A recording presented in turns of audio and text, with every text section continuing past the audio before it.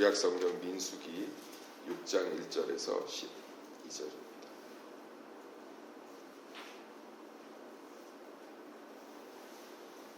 찾으신 줄을 믿고 번갈아 읽도록 하겠습니다. 민수기 6장 1절에서 12절입니다. 여호와께서 모세에게 말씀하여 이르시되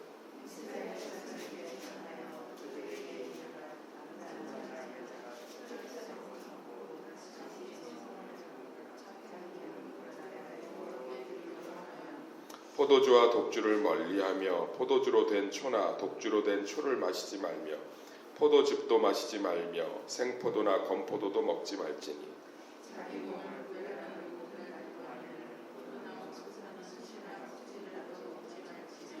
그 서원을 하고 구별하는 모든 날 동안은 삭도를 절대로 그의 머리에 대지 말 것이라. 자기 몸을 구별하여 여호와께 드리는 날이 차기까지는 그는 거룩한즉 그의 머리털을 길게 자라게 할 것이며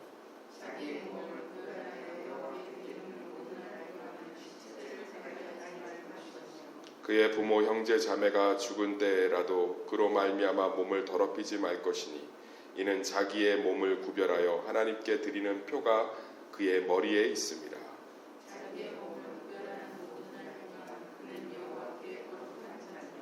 누가 갑자기 그 곁에서 죽어서 스스로 구별한 자의 머리를 더럽히면 그의 몸을 정결하게 하는 날에 머리를 밀 것이니 곧 일곱째 날에 밀 것이며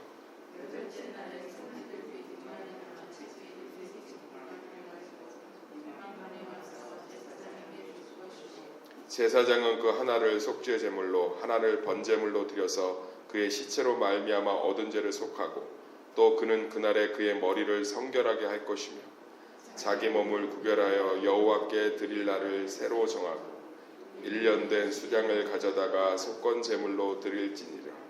자기의 몸을 구별한 때에 그의 몸을 더럽혔은즉 지나간 기간은 무효니라. 아멘. 구별된 삶의 축복을 경험합시다 라는 제목으로 말씀을 좀 살펴보겠습니다. 한번 따라 하실까요? 구별된 삶의 축복을 경험합시다. 나시린에 대한 이제 이야기인데, 나시린이라는 제도가 굉장히 독특한 제도죠. 이스라엘 백성들 안에는 레위인들이라는 이미 구별된 하나님의 지파가 있었잖아요. 그래서 레위인들이 하나님의 성전과 성막에 관련된 모든 일들을 했단 말이야. 하나님께서 이 나시린 제도를 주고 있습니다. 나시린이 뭐냐면 구별되다라는 뜻인데, 그러니까는 레위인이 아니어도 레위인을 경험해 볼 수 있는, 그러니까 어떤 정한 기간이나 정한 날짜까지 남자든 여자든, 그러니까 남자든 여자든 구별된 사람으로서 이 레위인 같은 구별된 삶을 경험하게 하는 거예요. 저는 왜 하나님이 나시린 제도를 뒀을까? 저는 명확하다고 생각해요. 우리 그 물건 같은 거 홈쇼핑에서 살 때 그러지 않습니까? 화장품이 그런 거 많은데 그 무료 체험 뭐 7일분 넣어드려요. 뭐 써보시고 마음에 안 들면 반품하세요. 뭐 이런 거 있지 않나요? 그러니까 나시린이 뭐냐면 하나님 앞에서 정결하고 성결하고 거룩해 사는 게 피곤하고 답답하고 괴로운 삶이 아니라 사실은 굉장히 축복된 삶이라는 걸 경험해 보라는 거예요. 그래서 이스라엘 백성들 안에 전부가 나시린이 되기를 바라시는 거죠. 우리는 예수 그리스도로 말미암아 모두가 나시린 된 줄 믿습니다. 자이든 타이든 예수님을 믿음으로 말미암아 나시린이 되었어요. 그러니까 하나님께서는 이게 우리가 겉으로 볼 때 어떻게 저렇게 새벽 예배 안 빠지고 어떻게 저렇게 맨날 말씀 보고 어떻게 저렇게 맨날 기도만 하고 어떻게 저렇게 맨날 하나님 말씀 따라서 재미없겠다. 제가 군대에 있을 때 항상 그 군대에 있는 친구들이 저한테 했던 말이 있어요. 저보고 무슨 재미로 세상을 사냐? 무슨 재미로? 무슨 재미로? 무슨 기쁨으로? 얼마나 불쌍하게 보는지 몰라요. 근데 그렇지 않거든요. 세상이 줄 수 없는, 말할 수 없는 기쁨이 예수 그리스도 안에 있지 않습니까? 할렐루야. 그러니까 나시린 제도를 통해서 경험을 좀 해보라는 거예요. 그래서 다 그 얘기예요. 그 얘기. 그러니까 우리도 마찬가지예요. 우리가 무언가 구별되고 성결되고 세상과 다르게 사는 것에 대해서 뭔가 답답해하고 힘들어하고 그러니까 신앙적인 요소를, 신앙을 딱 결계를 만들어 놓잖아요. 이 범위를 넘어가면 내가 피곤해지고 내가 힘들어지고 내 삶에서 균형감을 잃는다고 생각하는 접촉점을 다 찾아낸다. 경계선. 근데 그 경계선 때문에 예수 그리스도가 주시는 비교할 수 없는 풍성함, 나시린의 축복을 못 누리는 거죠. 들어가야 돼요. 네, 들어가야 된다. 그러면 놀라운 하나님의 은혜가 있는 줄 믿습니다. 좀 몸이 피곤해도 이렇게 새벽에 나와서 기도하고, 몸이 좀 상황이 좀 바빠도 주님 앞에 예배드리는 시간을 내놓고, 내 마음은 그렇지 않아도 주님이 원하시는 뜻을 따라 순종하고, 이런 우리가 만들어 놓은 경계선, 이 정도까지는 내가 할 수 있지만 그 이상은 못해가 아니라 주님이 원하시면 거기에 있겠습니다라는 구별된 순종이 있을 때, 우리는 동일하게 나시린들은 아주 복잡하지만 우리는 예수 그리스도 때문에 그 나시린의 축복, 구별된 삶의 축복을 누릴 수 있는 줄 믿습니다. 더 저는 재밌는 게 남자하고 여자도 나시린이 될 수 있어요. 그러니까 뭐 예를 들어 난 이번 연도 1년 동안은 나시린으로 서원한다, 그럼 1년 정도는 나시린으로 살아갈 수가 있어요. 공동체 안에서 레위인처럼 살아갈 수가 있는 거죠. 저는 이거 대단한 거예요. 여자에게도 나시린을 허락할 수 있었다는 건 하나님이 남녀노소를 막론하고 이 구별된 삶의 축복을 경험하길 되게 원하는 거예요.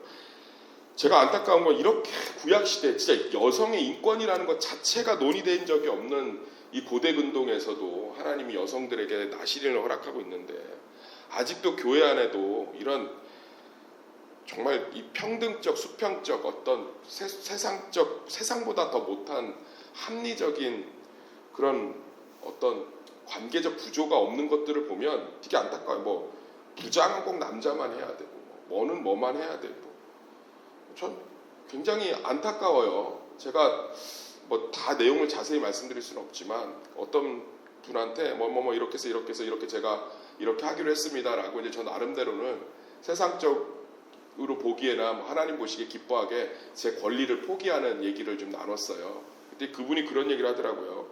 목사님 너무 잘하셨어요. 목사님 그렇게 바른 길을 선택하신 게 참 감사합니다. 이런 칭찬을 들을 줄 알았는데 그분이 굉장히 이렇게 울리는 메시지를 하더라고요. 이미 세상은 그렇게 되어가고 있습니다. 맞는 거죠. 교회가 세상보다 더 평등하고 교회가 세상보다 더 합리적이어야 되지 않습니까? 아니 나시린을 여자하고 남자에게 주고 있잖아요. 여전히 비합리적이고 이런 부분들이 얼마나 많은지 몰라요. 이런 것들을 우리가 함께 말씀 안에서 고민해야 될 줄 믿습니다. 아니 그렇잖아요. 지금 저희 그 교역자 회의에 청년 대표들이 들어온단 말이에요. 예배 사역자이기 때문에 당연히 들어올 수 있죠. 들어와서 같이, 교역자라는 게 뭐예요? 같이 교회 예배와 하나님의 몸된 교회를 방향을 같이 고민하는 사람들 아닙니까?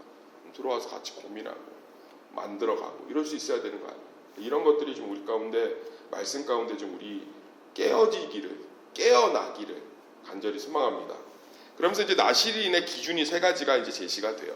첫 번째가 이제 포도 관련된 건 하나도 먹지 마라 그래요. 이 당시에 설탕이 되게 귀해요. 뭐 지금이야 설탕이 너무 흔하지만 여기 있는 분들의 나이대를 볼 때 명절 최고의 선물이 한때 뭐였죠? 설탕이죠. 설탕 주면 최고였잖아요. 그죠? 사카린은 가난한 사람들 먹는 거고 설탕 주면 뭐 최고였잖아요. 이 당시도 설탕 뭐 이런 것들이 귀해요. 그러니까 대부분 당을 어디서 섭취했겠어요? 포도죠, 포도.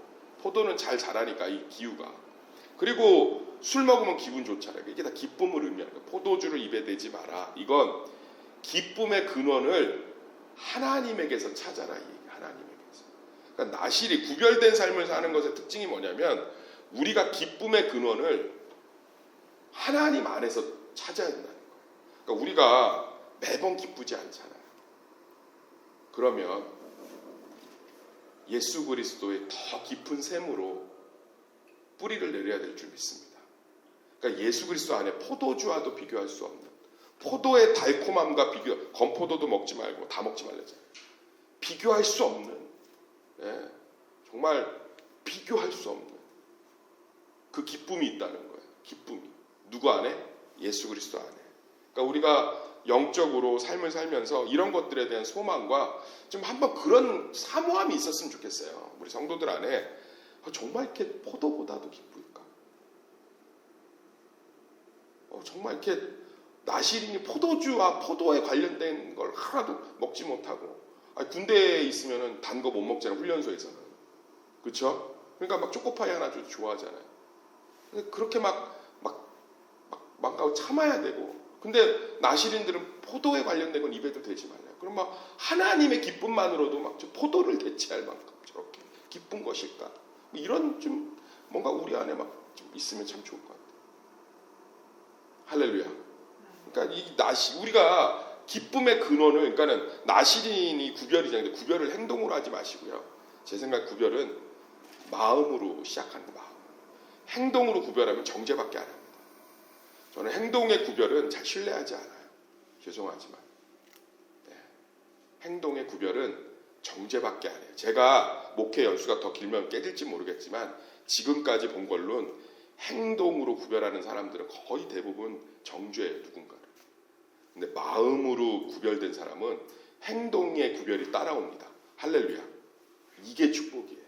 그러니까 마음으로 구별이 시작되면 행동의 구별이 따라오는데 행동으로 구별한 사람은 마음이 누군가를 판단할 수밖에 없는 구조로 가는 것 같아요. 저는 나시린의 모습 똑같아요. 우리 기쁨의 근원이 하나님 되시기를 간절히 소망합니다. 두 번째가 머리에 삭도를 대지 말래요. 그러니까 나시린들은 머리가 길었다고요. 주렁주렁 길어요. 지금도 현대 유대인들 중에서도 나시린 서원한 사람들 보면 남자가 여자처럼 머리를 막 따았어요. 이 머리를 그 삭도 가위를 대지 말고 칼을 대서 밀지 말라는 게 뭘 의미하냐면 이스라엘 백성들은 힘의 근원이 머리카락에 있다고 생각했습니다. 그래서 삼손 보면 머리카락 자르면 힘을 잃지요. 예, 바로 그거예요. 그리고 압살롬이나 뭐 이렇게 사울이나 뭐 이렇게 표현할 때 보면 머리숱이 검었더라. 머리를 잘라서 뭐 무게를 재보니까 몇 킬로였더라. 그러니까 힘의 근원을 상징하는 거예요. 그러니까 우리 삶의 힘의 근원을 어디다 두라는 거예요? 하나님께 두라는 거예요. 하나님께. 그러니까 삭도를 대지 말고 머리를 계속 기르라는 거예요. 하나님께 그 힘의 근원을 두라는 거죠. 우리 삶의 힘의 근원을 어디다 두고 있는지를 좀 보면, 그러니까 전 요즘 현대인들이 나시린의 그 축복과 경험을 했으면 좋겠어요. 하나님, 아니 정말 실천하셨으면 좋겠어요. 하나님, 제가 2023년 나시린의 축복을 한번 경험해 보고 싶습니다. 내 삶의 기쁨의 근원을 하나님 되게 하시고 내 삶의 힘의 근원을 하나님 되게 하여 주십시오. 맨날 이유도 없이 병원 가서 아무리 진단하고 한의원 가서 진맥해도 별 이유도 없이 기쁨도 없고 재미도 없고 힘도 없고 낙도 없고 교회 다니는데 그때 그 순간에는 기뻐도 뒤돌아서 나오면 또 현실이고 뭐 이런 것 가운데 있을 때 우리가 좀 이런 나시린의 작정을 한번 해보시면 좋을 것 같아요. 지금은 참 많이 사라졌는데 저가 청년 때만 해도 교회 안에 막 작정기도 이런 거 되게 많았거든요. 네. 하나님, 제가 한 40일 정도 나시린처럼 포도주 입에 안 대고 포도 입에 안 대고 그게 아니라 정말 제 기쁨의 근원을 말씀 가운데 더 보겠습니다. 제 힘의 근원을 말씀 가운데 더 보겠습니다. 예배 사모하고 말씀 사모하고 그거 한번 경험해 보세요. 야, 이거 장난 아닌데? 정말 하나님이 나시린으로 서원한 사람들 축복하실 줄 믿습니다. 우린 또 예수 그리스도 안에서 누구나 다 할 수 있잖아요. 모든 걸 먹고 뭐 머리 뭐 마음껏 미용실 가서 잘라도 누구 때문에? 예수님 때문에. 막 그런 그럼 어떻게 이렇게 내가 이번 연도 참 이 말씀이 나를 막 끌어가는 것, 말씀이 주는 은혜 막 이런 거 너무 대단하다. 그 다음에 이제 6절에서 7절 보면 시체 만지지 말라고 나와요. 시체. 3절 4절은 포도 먹지 마라.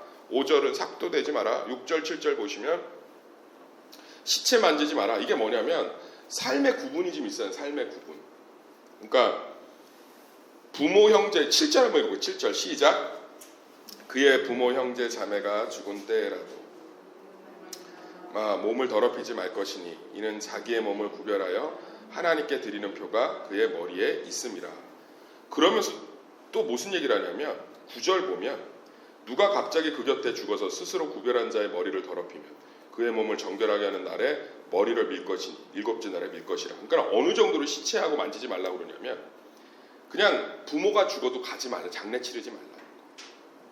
그리고 부모님하고 같이 자든지 누가 자다가 시체가 죽으면 이제 그때부터 어떻게 해야 돼? 또 이제 정결례를 갖고 그 다음 무슨 얘기냐면 나시린의 작정 시간이 다시 처음부터 시작되는 거예요. 머리카락 밀고 다시 자랄 때부터. 그러니까 이런 삶을 살려면 뭘 얘기하는 거냐면 삶의 패턴이나 삶의 태도나 삶의 습관이 구별돼야 된다. 구별돼야 된다. 저는 하나님께서 단순히 이 모든 것들의 구별 가운데서 우리 이 나시린의 구별 중에서 가장 마음에 와닿는 게 이 시체였던 것 같아요. 그러니까 우리가 일상적인 관계 안에서 어떤 기간 동안에 그 자기 행동이나 자기 삶에 대한 태도들을 하나님 앞에 헌신해 보는 것들이 필요하다는 거죠.